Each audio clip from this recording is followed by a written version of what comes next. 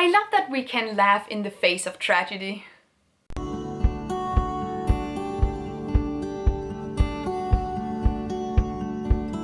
Hello everybody and welcome back to my channel. My name is Mary and today we are going to be looking at different greenwashing campaigns, different greenwashing products, and just, you know, companies that think that they can get away with stuff that we are not gonna let them get away with. Needless to say, I am already over it. We're going to go through 9 different products / campaigns / companies, and maybe you're thinking, Mary, why didn't you just go for 10? 10 is such a satisfying number. And I know, but I couldn't stomach anymore, so we're just gonna go with 9. Also, I've already made sort of a greenwashing guide that goes through some of the different types of greenwashing, and there are also examples in there. It's not really a reaction kind of video, but it's more of like an overview if you want to get some tips and tricks on how to spot greenwashing and how to avoid it, and you know, how to not fall for it. We are talking in that video about 5 different types of greenwashing, which are direct greenwashing, indirect greenwashing, incognito greenwashing, additional greenwashing, and political greenwashing. Also, I would like to preface this video by saying I don't want to see anyone being sad or angry that I call out these companies. They don't really care. It always hurts my feelings when consumers think they have to stand up for a company. You really don't have to do that. Even if you support the company because you want to or because it's your only option, you should still be able to criticize them. It's so important, because if consumers don't criticize them, if consumers don't hold them responsible and call them out on their stuff, even if you are a consumer of their product, nothing is going to change. Like, really nothing is going to. So I don't want to see anyone getting miffed about me saying mean things about these companies. We have to. It's literally our obligation. Okay. First of all, we have 2 H&M cases today, and I couldn't leave one out and take the other. I needed to talk to you about both of them because they're so ridiculous.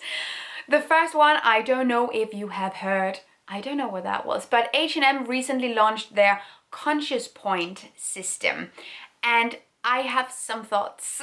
This is what H&M are saying about the Conscious system themselves. Okay. Conscious points are member points that you earn from making sustainable choices, like bringing your own bag when you shop in store, recycling clothes you no longer use, or by choosing a conscious garment when shopping. So you get different kinds of membership points whenever you shop in their store, whenever you choose some of their specific products, and then the points can obviously be exchanged into vouchers so you can keep shopping at their store. I would also really like to add H&M's own explanation of what a conscious product is. To qualify for a green hang tag, a product must contain at least 50% sustainable materials, such as organic cotton or recycled polyester. The only exception is recycled cotton, which can only make up 20% of a product due to a quality restraint. We are, however, working with innovations to increase this share as soon as possible.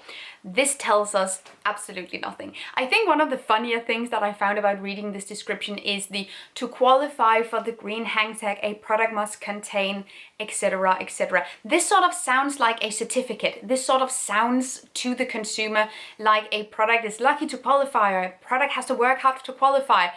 But it's their own products that are qualifying. So they're sort of making a certificate that some products might be lucky to work hard enough to earn, while they have the full control over how many products actually earn the certificate. To me, there's absolutely nothing sustainable about having a conscious collection and a few select items that contain sustainable materials when the rest of your collection, or the rest of your general selection of clothes, which is the majority of the clothes that you sell, do not.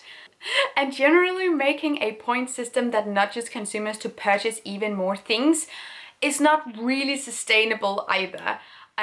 The fast fashion industry produces more than 80 billion pieces of clothes every single year, so I feel like we have enough clothes, H&M. Generally, all these green schemes to make consumers consume more has nothing to do with sustainability. I also really appreciate but we are working with innovations, because it tells the consumer absolutely nothing, but it can function as a green alibi, because many consumers will perhaps see this and think, oh, that's amazing, they're actually working on it, that's so cool. But they're not promising anything, they're not setting any goals, they're not being transparent about their goals, and they're not setting any deadline, and they're not showing the developments of these innovations, so really it's very, very empty. I wouldn't support this at all.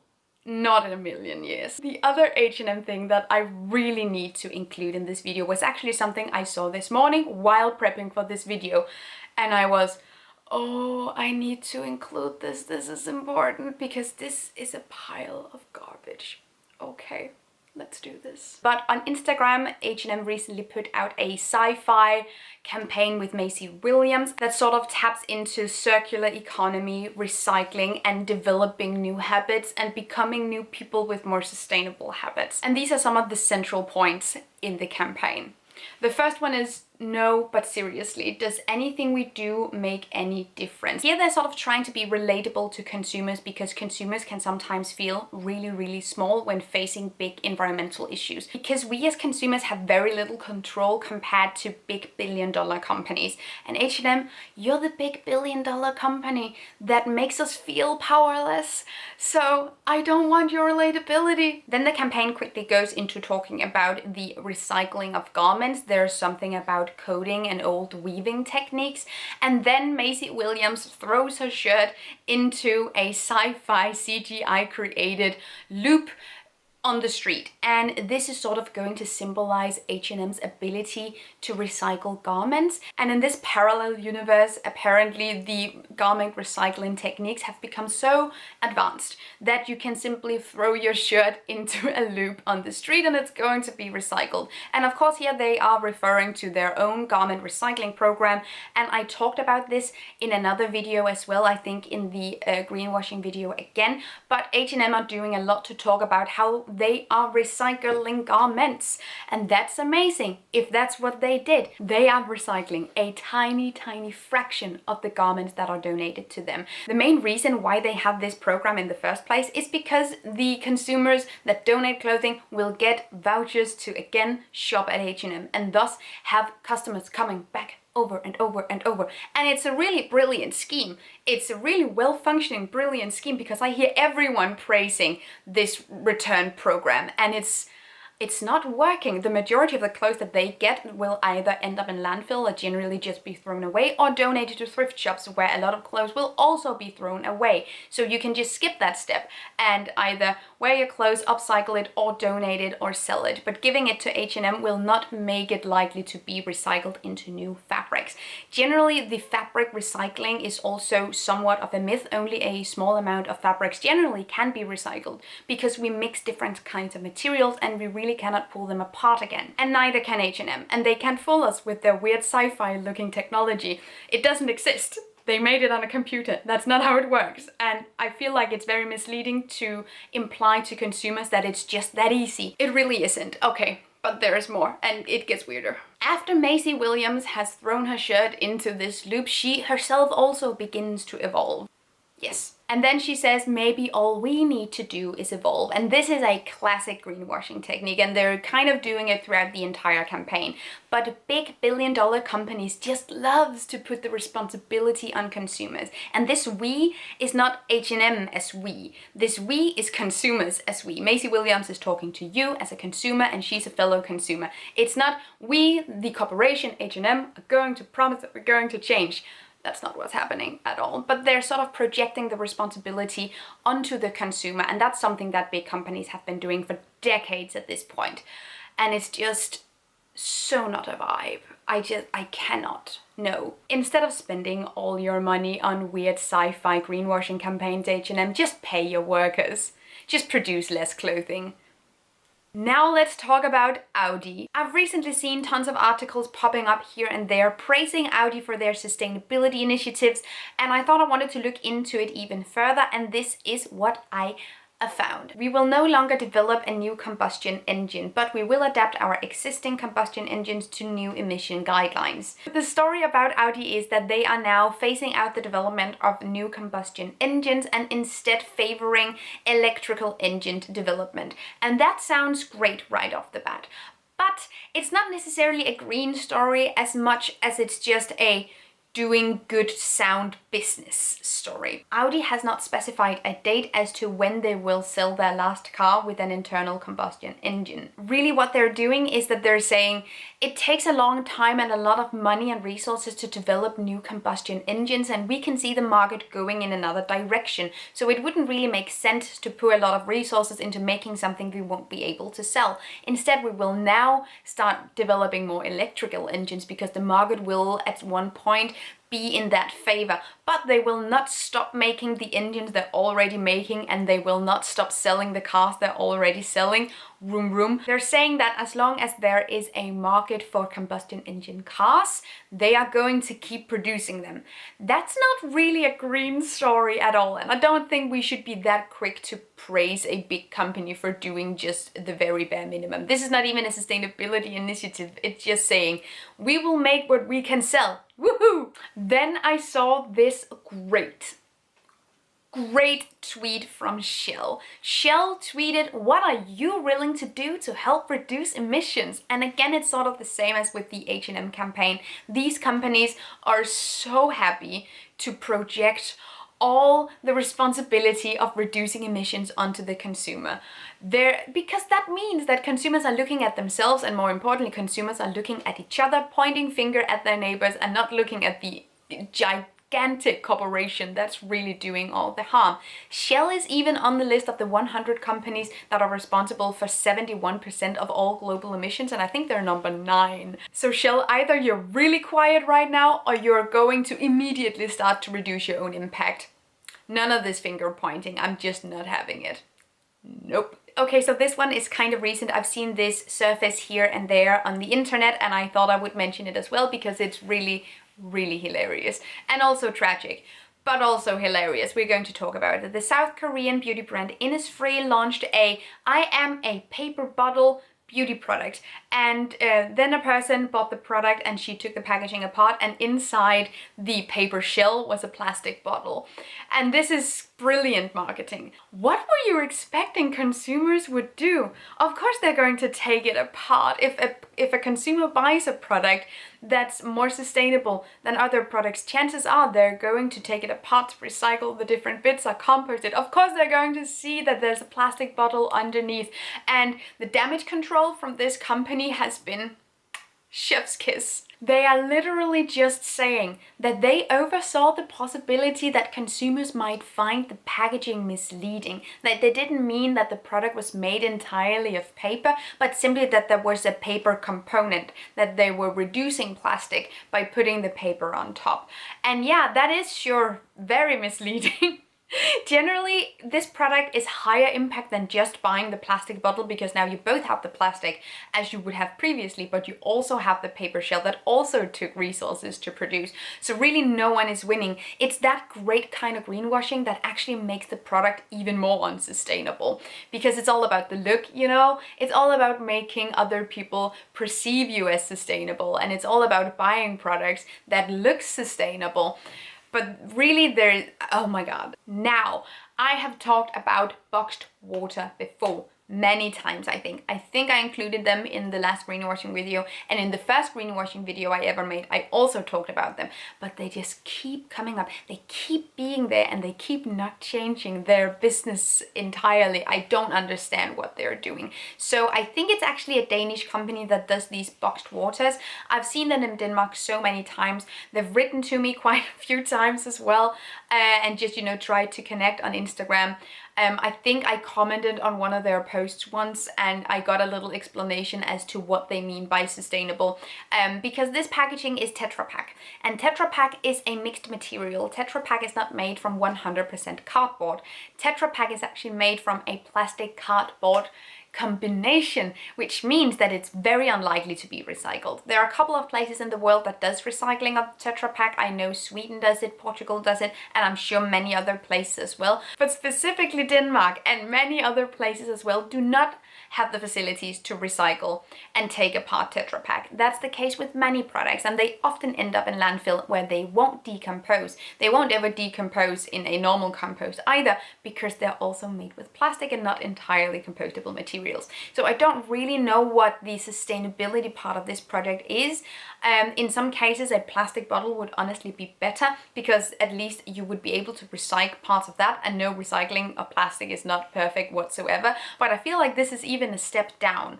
I don't know, I really don't like this product.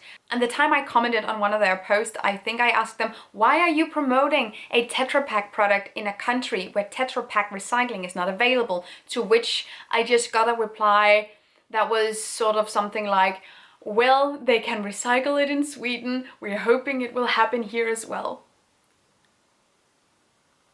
At this point, this is one of the infamous greenwashing schemes, because so many people are falling for it, and I get that. The packaging looks better, more aesthetically pleasing, more beautiful, and just more thought out than a plastic bottle, but it's just no way better. There's no way. Now, I also found this picture of the label of a plastic bottle, and there's just so much good stuff in here, so we're going to go through some of it because it's just hilarious. First of all, it says, smaller cap equals less plastic. And I feel like that is the definition of minimal effort. Then it goes on to say, did you notice this bottle has an eco slim cap? This is part of our ongoing effort to reduce our impact on the environment. This bottle and cap contain an average of 20% less plastic than our original. Be green! Sustainability is not taking an unsustainable product and slightly altering the shape of it. That's not a sustainable product make. This is absolutely horrendous. And of course, it also has the mandatory call to action projection of responsibility. Please make a difference. Please recycle this bottle. Which again puts all the responsibility on the consumer and absolutely none on the company itself. One of the big problems I have in general with the projection of responsibility is that it hasn't always been this way. There was a time where a company was responsible for the packaging, which meant that in many cases it was reusable. They took it back, they repurposed it, they cleaned it, and they shipped it out again. But with new laws, with new regulations, that sort of shifted over time, and I would just love to see a development where we go back to the company having the main responsibility. But I have more slightly vague and really weird greenwashing packaging, because then there is this packaging from Tide. It's called Pure Clean plant-based, and this sort of implies that the product in its entirety is plant-based, because that's what it's saying, plant-based.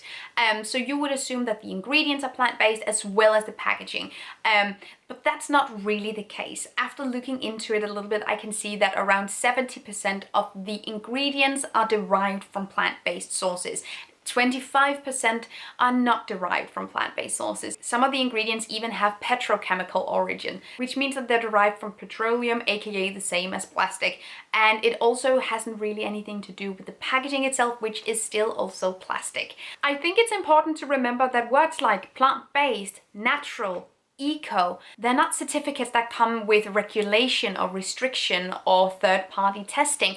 Companies can just use these words whenever they feel like it, and it's kind of up to us as consumers to look at the back of the packaging to find out what's actually in it, and sometimes even that's impossible. So we have to go online and search for articles where some of their claims might be debunked somewhere, and it sort of turns into a whole secondary hobby just to find out whether or not a company is playing you, and it shouldn't be that way whatsoever. Now, this next one is not necessarily a campaign or an advertisement, but it's more like the entire company. I've been asked a couple of times to sort of assess it, comment on it, look at it, and that's what we're doing. I actually have a couple of secondhand pieces from this brand, but I never really knew anything about it until I looked it up. And there are some greenwashing gems on their website. We are going to look at Naked and their website. And one of the first things that you can see on their website in terms of sustainability is that they are carbon offsetting all their shipping and returns, but you can't really get any more information as to what the carbon offsetting programs are doing, where they're donating to, what that constitutes. And you know, I'm always critical when it comes to carbon offsetting because it's a really, really vague thing and it's a really untransparent business. I also have an impact video about this industry and what carbon offsetting and carbon neutral means, because it can mean many different things. Okay, so you also have to look for a long time to find their sustainability section, but most companies at this point have a sustainability section where they talk about different things, and this one was a tiny little link, but like even Coca-Cola has a huge environmentalism, sustainability part of their website, even though they are the #1 plastic polluter in the world. It's just that every company has a sustainability initiative at this point, and it makes it really, really difficult for consumers to figure out whether or not it's legit or not. So I totally get that. But let's take a look at what their sustainability brief is saying. So they're claiming that they're aiming towards being 80% transparent by 2025. I feel like 80% transparency is 0% transparency. What is that? That is the lowest bar I have ever seen. We are aiming towards not lying to you. Almost. We are aiming towards telling you the truth. Kind of. What is this? What? 80% transparency by 2025? They're also claiming that they're aiming towards 100% more sustainable materials by 2025 and 100% more sustainable cotton by 2022. This is kind of important. They're not saying they're going to have 100% sustainable cotton by 2022 or that they are going to have 100% sustainable materials by 2025. They're saying that they are aiming towards having 100% more sustainable materials by 2025, which means that if they have 1 sustainable material by 2024 and they have 2 sustainable materials by 2025, they completed their goal. Don't buy from this company, seriously. And what really takes the cake, the thing that I love most about this entire website in a tragic comedic way, is that they are also simultaneously advertising that they are launching new products every single day. Every single day you're having new products made, distributed, shipped, advertised, and put on your website every single day. Imagine the workload of these garment workers. Imagine how much stress they're under, how long hours that they are putting in. Because you can't really have a sustainable business, a transparent business that also produces new styles every single day. That's just so far-fetched. I have never heard anything like this. This is absolutely insane. I actually know that it's a lie. I have heard this many times before, but I'm equally depressed every time I hear. I recently had someone DM me that their friend worked for Boohoo and that they are putting completely new items in clearance every single day to have people go for them faster, and that some products are specifically tailored toward going directly to clearance, so they're never not on clearance. Every single day, I'm done. Which is lucky, because we are kind of done. So I hope that this was funny. Primarily this is meant to be funny, also kind of educational. I hope that you sort of get an idea of how to spot greenwashed products and greenwashing companies, but I also hope this was funny to watch, because that is my primary objective at this point. We also have to laugh sometimes, even when facing tragedy. But I hope that you like this video. If you have any recommendations for other products or companies to watch in terms of greenwashing, leave them down below or DM me. I would always like to know. Also remember to like this video if you liked it and subscribe to my channel. That would make my day. Take really good care of yourselves. Until next time. Bye. Thank you so much for watching this video, and also a special thank you to my Patreon supporters. You guys help me create green, zero-waste contents, and I love you guys. You can find the links to my social media accounts down below and the link to my Patreon on this screen. Bye!